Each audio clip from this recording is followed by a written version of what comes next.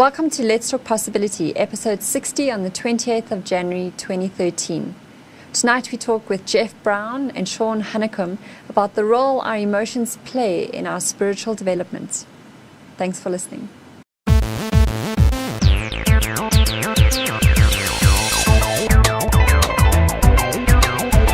Welcome to Let's Talk Possibility, where we explore ideas, challenge thinking, and inspire action.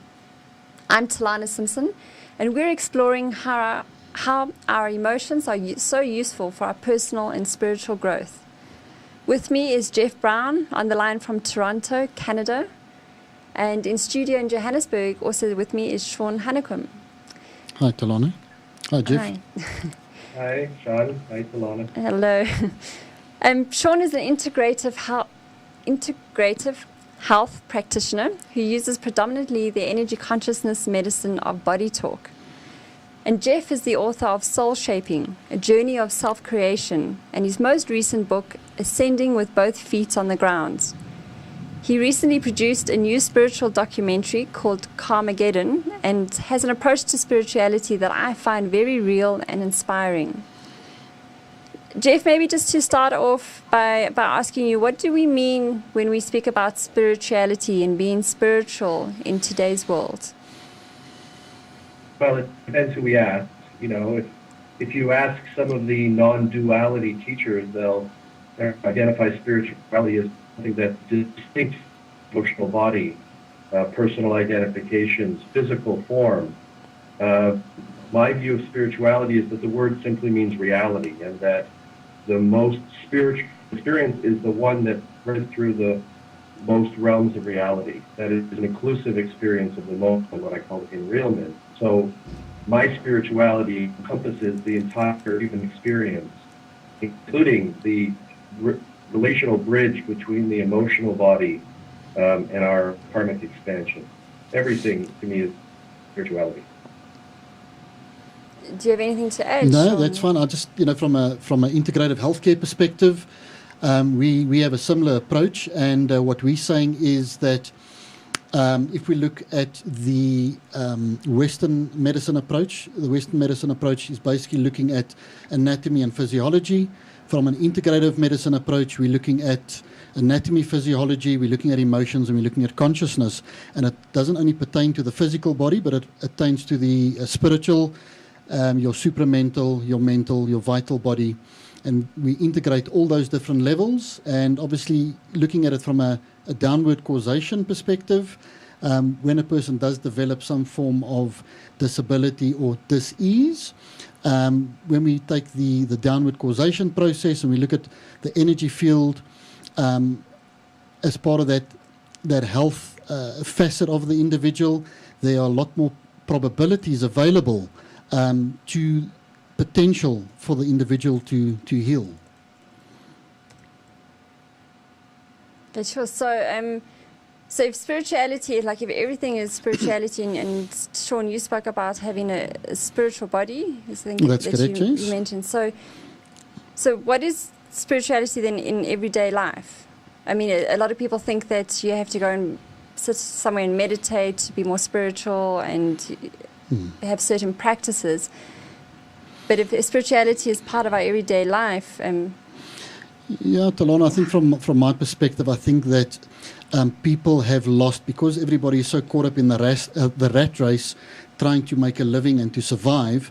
People are functioning in the material world, and they've actually forgotten about the spiritual aspect, where people have forgotten the fact that we are spirit beings having a human experience, and not humans having a spiritual experience. And I think that's the point of departure.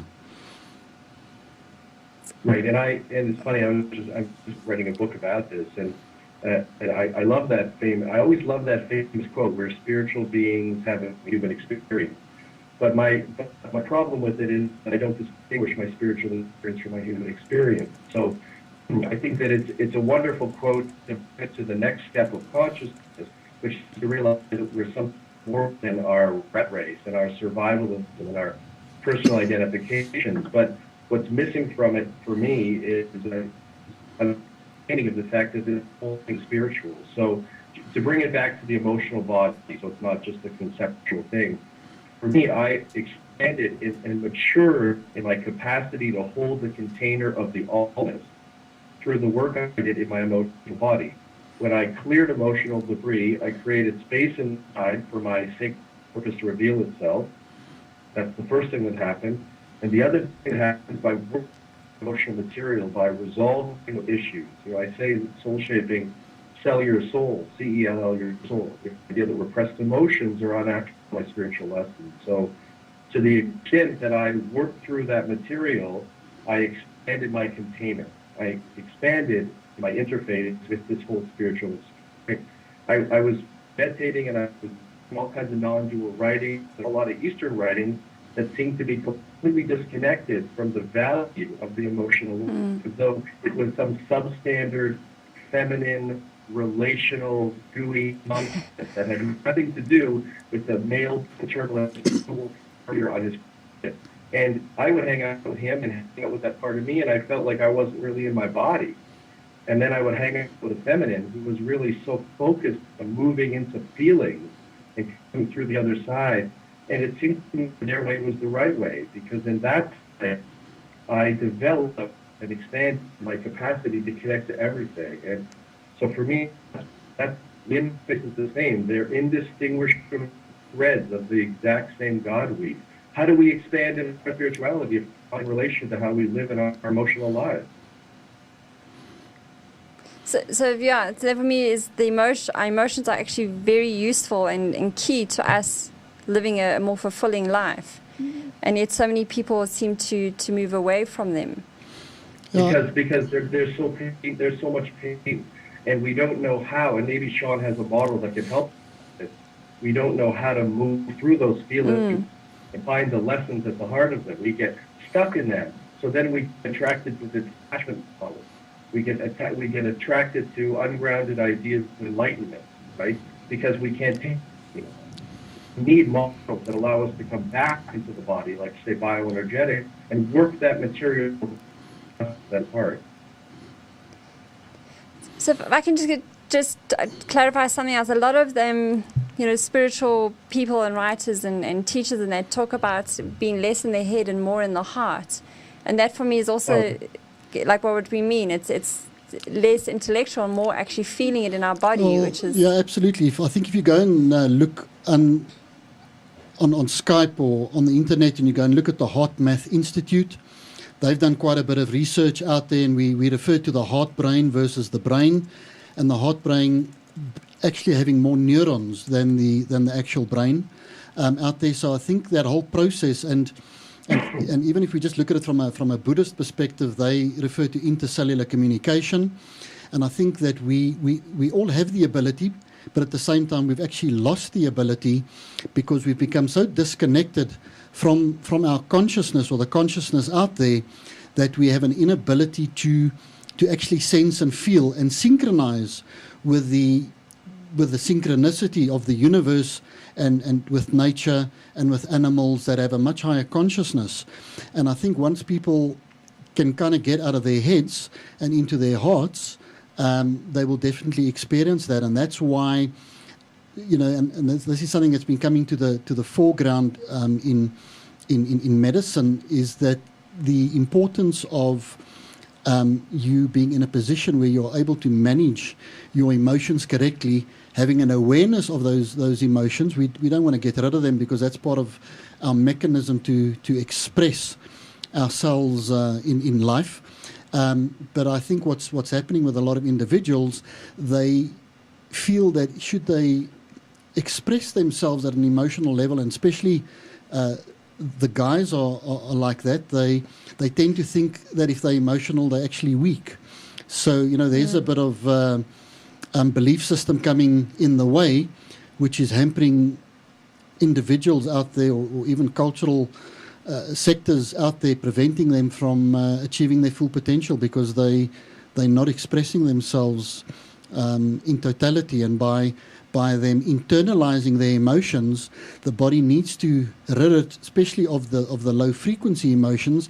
And I'll use things like frustration, anger, hate, rage, that type of emotion.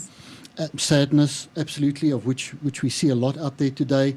And when the body has to release it because it's almost viewed as a toxin, it either releases as an injury or, in the worst case scenario, releases as disease.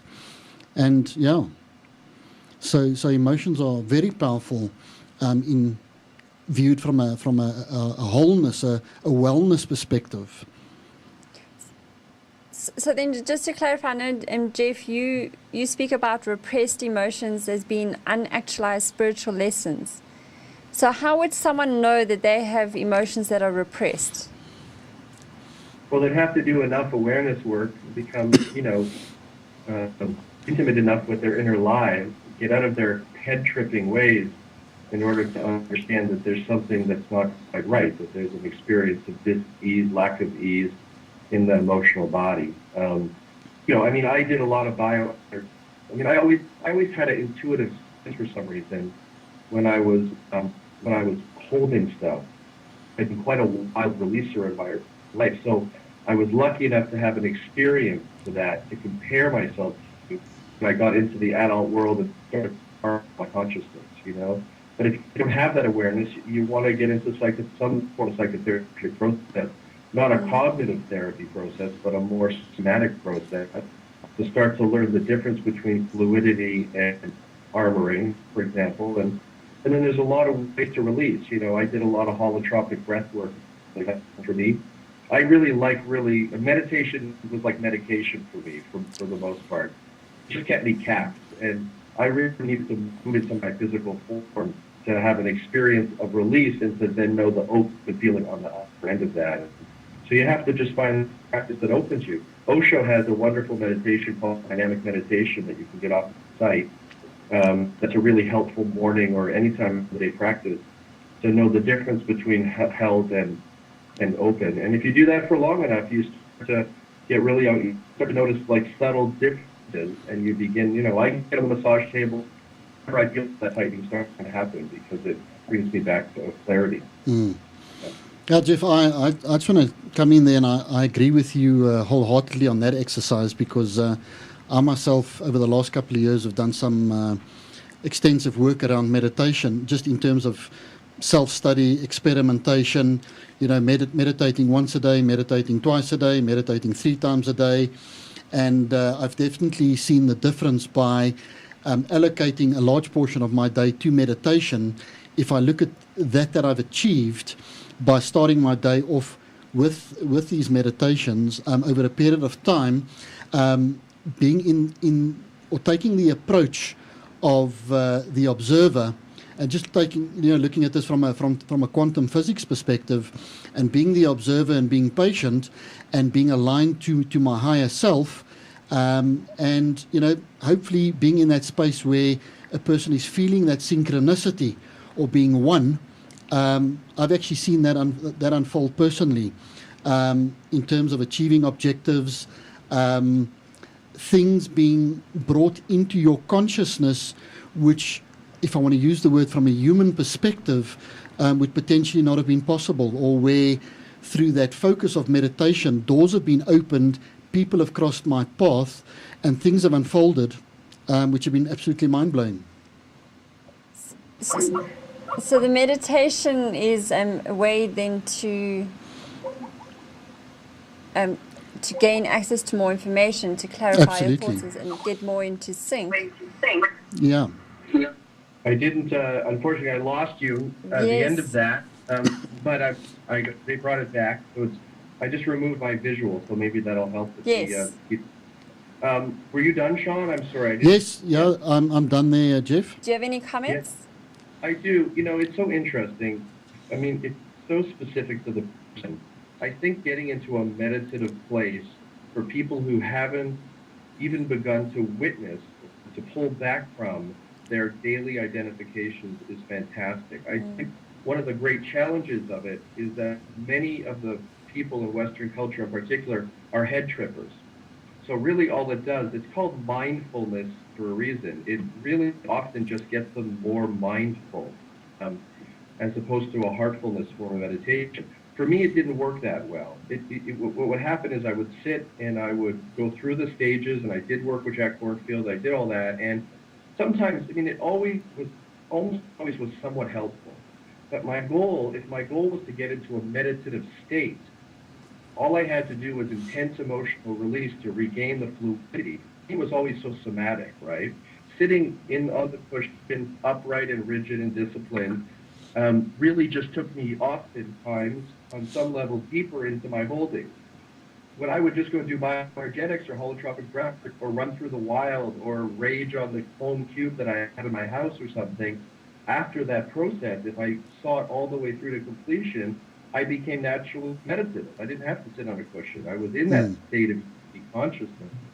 And it happened a lot faster, and it went a lot deeper for me than that other trip. That other trip is a very typically male trip, right? Full warrior sitting on the cushion, watching his emotions, saying bye-bye as they float down the river, in a way discrediting them on some, it's often taught that way. And I just like the more juicy, vital, alive way of releasing that brings me in onto that river where everything is there, and I don't feel like I have to disconnect in order to have an experience. What kind of experience of unity are we having if we're disconnecting from our emotional body? It's a fragmented version of non-duality. Yeah, I think with that, Jeff, and I think what's important in the process here is that I don't think there's any one recipe that we can follow, and I think that's where the process, this whole process of spirituality and consciousness is not a destination; it's a journey, and I don't think for any two individuals there is the same process, and that's what makes this process so amazing, and which highlights our uniqueness as individuals and the ability for us to unfold and to reach our full potential in the process. And like you said, you have a specific mechanism or process which you followed, which worked for you, and so there might be for other people. So there's no right or wrong. There's no absolutely. And my concern is though, and I agree with you. It's all individuated, right? My concern is there's so much emphasis on meditation now as some kind of a spiritual experience, and there's not enough emphasis on the value of clearing out the emotional body. Yes. 100%. Yeah. And it's almost become a wonderful way for a bunch of non-dual teachers to make a wonderful living teaching people how to sit upright, disciplined on a cushion, like an uptight Buddhist. And 100%. I'm more of a Sufi, and I think we have to keep reminding people they have a body. And if they learn how to move into that body again, they may just be able to learn in their own way how to clear their consciousness out so they have a deepening experience of the unified field without rigidifying on the cushion. That's all. So maybe if we actually give an example of what we talk about when we talk about like processing our emotions. So Jeff, I managed to watch your documentary Carmageddon, and in one of those scenes, and you briefly mentioned it earlier, but in one of those scenes you had some really, really strong emotions related to Bhagavan Das, and you actually took out a big padded block. I mean, it's about a meter high. It's a foam cube. It's a big foam cube, bioenergetics cube that I have. Yeah. And you had a baseball bat, and I taped his pictures to the bat, to the cube. You taped the pictures, and you went crazy. And I shred them. Absolutely. You hit that ball. You shouted. You swore. You just kept hitting that thing with a baseball bat. So that. Right. So I discharged the holding. So before that moment, all that day after I had brought him to the station, I kept calling my friend and saying, "You got to come here. We got to do this now because I am so enraged." If I had sat on the cushion to calm myself down, detaching, maybe I would have achieved some measure of detaching from those feelings, but that wouldn't have served me because then they would have gone underground and worked against me. So I released on the cube, deeply released, and afterwards felt clarified, calmer, and more capable of moving to the next stage of resolution. Yeah, I'd actually just like to also comment on that, Jeff. I've actually applied that approach with my clients as well. And I've had the experience where people are sitting with such built-up rage because of the environment, and for that person to go for a jog or do aerobics or ride a bicycle is far too much of a passive exercise. And I've actually applied the approach with a baseball bat as well. I call it chopping wood, where people need to be a little bit more aggressive and expressive, and like you said, shred it, really let rip. And I promise you, in a when I say a short period of time, as much as 2 or 3 days of people participating in that activity, we found a major release in the exercise. You found a what? A major release. Oh, yeah. Alexander Lowen, who founded Bioenergetics, who was a Reichian, energetics understood this stuff better than any of us did. Yes. And I worked with him before he died, and always said, if you want to discharge the holdings from a culture alone, before you even get to your trauma history and your daily family life or whatever, you need to discharge every single day. So he would get up every morning and lie on his cushion like a couch, and he would kick and tantrum 300 kicks. He was over 80, and he would chastise me because I couldn't do more than 100 kicks. And I loved him, and he would do it every morning. He said, you've got to clear yourself out every day if you want to be here. So you can go do the Eckhart Tollean, detach from the pain body trip, live to pretend you're actually alive, having an emotional life. But that's just self-avoidance masquerading as enlightenment. The other way is you live in this body, you notice when this body's holding, you release it, you insist on release on a frequent basis. And in this crazy world, you've got to do it every day. I mean, you really do. So if we're saying then we've got to, as you say, do it every day, deal with our emotions, if we were to take move the feeling. Move the feeling. Discharge the holding. So I just wanted to try and get it like practically. So obviously I can't walk around with a massive box and a baseball bat every day, but it's sometimes just the expression of it and expressing it by raising your voice if you need to, or just finding a healthy way to get it out. Yeah, an email to somebody, even if you don't send it, that you express something to, and whatever form that has to take, or speaking your truth to a colleague in an appropriate and properly boundaried way, but one that allows you to walk around feeling, I call them truth aches and soul shaping, right? All these signs and indications that we're not honoring our emotional and expressive truth, right? Right. You don't have to smash the cube. Now, probably if we were going to set the culture up right, I don't know if Shawn would agree with me, we need, and the problem is anger has gotten such a bad reputation by the New Age community has been bypassing from anger forever. And we know why, partly because so much damage has been done in misplaced forms of aggression. But really, if in every house and office and school, you had a little cube and an area for people to learn how to release, as it developed, so it didn't build up into craziness and crazy behavior, I think we'd have a much more fluid and safer culture. I agree with you there, because I think the big thing is because of societal norms and values and these belief systems that we engage with on a daily basis that are so self-limiting, everybody's trying to contain themselves, behave properly, and they're not living their true essence. Absolutely right. I mean, I think really the way I see it is that shifting on the planet very slowly, and only in certain areas of the world, from survivalism as our orienting principle to authenticity, right? So everything before, for most people, has been about, and most people still on the planet, they define who they are by what will get food on the table, what personality or persona will allow them to craft the staple. Authenticity as an orienting principle, that is, who are you really? What is your sacred purpose? What is authentically true for you? What are the soul scriptures you came into this life to honor? What are your callings? Is a completely different world culturally on every societal level. And I think what's happening now, what they call the shift, and it's only the very beginning, is we're beginning to shift towards wanting authenticity to be our defining order, structure. And we're not there yet. We're so far away from it. So it's a very confusing time, because we keep putting away our truth, work in this world, and yet our truth keeps pushing up against us wanting to be expressed. So, it's a fascinating time. fascinating.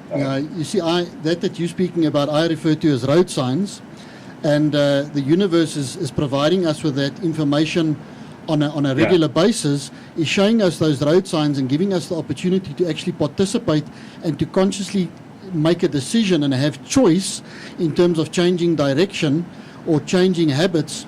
And eventually, when we don't acknowledge those road signs because we so caught up in the coping mechanism, we eventually get the big smack on the head, which invariably is some kind of a disease or some severe disaster, whether it be in your business, whether it be your family. You actually get, as I would just refer to it from a South African perspective, you get a big fat club, and some people at that point in time, some people get the wake up call and some don't. And like I always say as well, some people get it, some don't, some will, some won't. For some it will be on time, for others it'll be too late. That's exactly right. So nobody teaches authenticity, Shawn. Imagine a primary school that has a class, or junior high school, mandatory course called authenticity, internally and in relationship to the world. Is there any more important? It's nothing more important for God, and nobody teaches it. Yeah. No, so 100%. if we were to start teaching it, so from my side as like a personal coach, the one where I start helping people deal with this is just giving themselves permission to experience their emotions and just starting to learn that. So I think, Jeff, you've been saying it's the self-knowledge, just learning what are the different experiences of the different emotions, and then finding a healthy way to release them, whether it's writing in a journal or finding some form of therapy or person to speak with, but finding that way to be authentic and in touch with what you need to say or find express. the mechanism that works for you.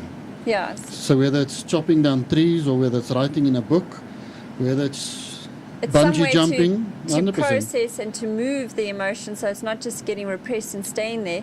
And I find often when people start doing that, it's almost like they give people around them permission to also experience their emotions and express it. And maybe that's what we need as a society is because I think we often make other people's expression of emotion wrong. So we should. Besides just we've internalized so much shame that we just keep externalizing that process. Yeah. It's too much for us to bear, so we're going to give it to somebody else. We have to really invite people to be as genuine and authentic as possible. And I think social media is helping with that. I think that's the positive aspect of Facebook is a lot of people who would never share anything about themselves start to feel comfortable. And people who write in the field or who work in the field like Shawn does, we just have to keep talking about who we really are and not buying into our press things and not presenting a false face because we want to sell books and just keep, I had 3 donuts this morning because I worked really late and I was really tired and I wanted comfort food. And I got no problem admitting that. I ate 3 donuts this morning and I've really got to work on that. And it's, maybe that gives one person permission to admit something about themselves that they're not comfortable with. And because if you don't admit it, you can't work on it, right? Yes. Yeah, I think, and I agree with you, Jeff. I think the biggest part of the journey is the moment you actually have an awareness. And the moment you have that awareness of the emotion or that you're experiencing or that you're engaging in some form of, if I want to use, for want of a better word, in inverted commas, dysfunctional behavior, as long as you have the awareness, it's when you're disconnected and you don't know that you are engaging or you're repressing those emotions or that your behavior, then I think that's a very big milestone for anybody, is just their ability to have an awareness that they're having an experience and have the experience. Don't try and evade it, repress it. Have the experience. Yeah, and I would add to that. I think the awareness is so essential. Also, to have a willingness to do the work, to excavate and clarify the source spring of the behavior. Absolutely. I know a lot of people that can name their patterns, but they can't change them because they have a cerebral understanding, right? Excessive 100%. Analysis perpetuates emotional paralysis. So we have to have the awareness, but we've got to also do the work to figure out, right? Yeah. And I think part of what you're saying there, and I also experienced that, is that we live in such an instant society of instant gratification. You know, just add water, pop it in the microwave. When people walk into my practice, they want a magic pill or a magic wand, and they want me to correct in 1 or 2 treatments where they've abused their bodies for 30 years. They want instant gratification. And part of that exercise, what I've realized is in society, we've lost the ability to accept responsibility for where we are at, and we've also lost our ability to have perseverance, to actually make the changes that we need to achieve the results that we want to achieve. Yeah, I mean, growers of inchworms, individuals and cultures, real change takes time. People, I have the same experience, Shawn. People, clients I work with on phone and Skype, they ask me, how long is this going to take? So I annoy them because they say it's going to take a lifetime. And, you know, what they want me to tell them it's a 3-session process to clear all their emotional debris, live completely in their wholeness, find and identify their purpose, and that's it. It's a 3-week process. You know, 6 steps, 6 very simple steps, and you will be a whole being in this lifetime. The problem is, if they become a whole being, the universe probably takes them away. So they might want to stick around for a lifetime, right? Yeah. 100%. So with that note, so we're saying there's a lot of work that we need to be doing about getting in touch with our emotions, expressing them, and clearing out all that debris so that there's space for our soul growth. Purpose and authenticity to come At through. this stage, To shine you've got to through. keep at it. Absolutely. Go ahead, Shawn. Great. So if you'd like to find out more about our guests, Jeff and Shawn, you can see their profiles on our website. And then, Shawn, just one way for people to contact you if they want to get in touch? I think the best is if they go onto my website. It's nautiluswellness.org. How do you spell that? Nautilus wellness, WELLNESS.org. And my contact details are there. There's an email address there. And the website will also provide you with the opportunity to understand the work that I do from an integrative medicine process, where I utilize energy medicine as my foundation and my starting process, and then how we integrate food and natural supplements and herbs and homeopathy if we need to. There's lots of information there. Absolutely. And Jeff, one way that people can get hold of you? My website, soulshaping.com, it's all there, and there's links to all the Facebook pages and groups and all the rest of that. So it's the easiest way to do it. Great. Well, we'd love to hear your views. You can tell us what you think about your emotions and your journey with them on our Facebook page, or you can tweet us at LT Possibility. And then maybe just to end off, is there any parting words from you? Shawn, do you have anything? What would you say to people who are starting this journey and need to start getting in tune with their emotions? I think what people need to do is, firstly, they need to honor themselves, and they need to honor their higher self, and just stick to the program, because you will be tested on this journey and on this road. And just when you're excited and you think things are going great, you're going to get a couple of curveballs coming your way. But just, like I say, stick to the program. Persevere. Absolutely, persevere. Great. And Jeff, do you have anything to end with? Just invite people to create space in their daily lives. Really force it. Schedule if they have to. Just develop and deepen their interface with their inner life, the little voice that knows inside of them that knows the path that they're here to walk. So unfortunately, there was a bit muffled, Jeff. So you're saying to just schedule some time in your diary to work on this and make it part of your life. Just to develop a deeper connection to their emotional lives. Great. Well, yeah, get in touch with us. Tell us what you think, and we'll speak to you again next week for our next show. So from me, Talana Simpson, and all of us here on Let's Talk Possibility, have a great week and go and feel the possibilities.